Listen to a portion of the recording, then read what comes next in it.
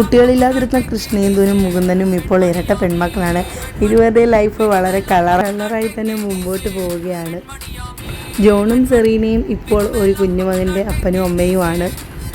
രാഹുലും ഇപ്പോൾ പഴയ സ്വഭാവമൊക്കെ മാറി നല്ലൊരു കുടുംബസ്ഥനാണ്. ഇപ്പോൾ രാഹുലും ശ്രേയയും വളരെ ഹാപ്പി ആയിട്ടുള്ള ജീവിതം. രണ്ടുപേർക്കും കുസൃതിയുള്ളൊരു മകനാണുള്ളത്, രോഹിത്.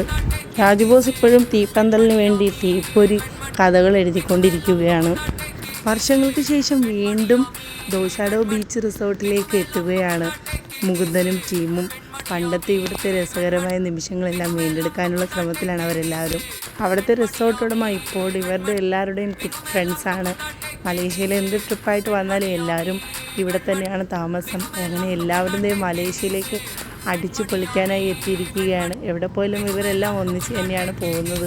കൃഷ്ണേന്ദു ആളിപ്പോൾ വേറെ ലെവലാണ്, ഇപ്പോൾ പഴയ ആളൊന്നുമല്ല.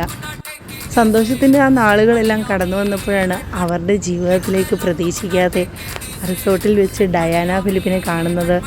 ഡയാനയും റിസോർട്ടിൽ ആഘോഷത്തിൻ്റെ ഭാഗമായിട്ട് വന്നതായിരുന്നു. അപ്പോഴാണ് മുകുന്ദനും ഗ്യാങ്ങും എല്ലാം ഡയാനയെ കാണുന്നത്. എന്നാൽ അവരുടെ എല്ലാവരുടെയും മനസ്സിൽ ഒരു ഭയം പെട്ടെന്ന് തോന്നി, ഇവരെല്ലാവരും നമ്മളെ തെറ്റിദ്ധരിക്കുമോ എന്നൊക്കെയുള്ളത്.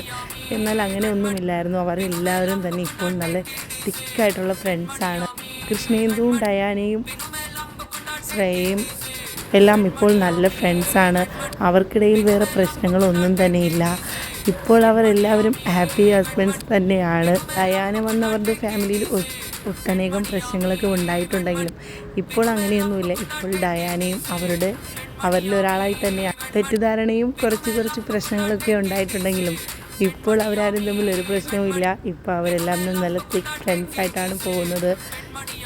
മലേഷ്യയിൽ ആ ആഘോഷത്തിൻ്റെ ദിനങ്ങളിലാണ് ഇപ്പോൾ എല്ലാവരും.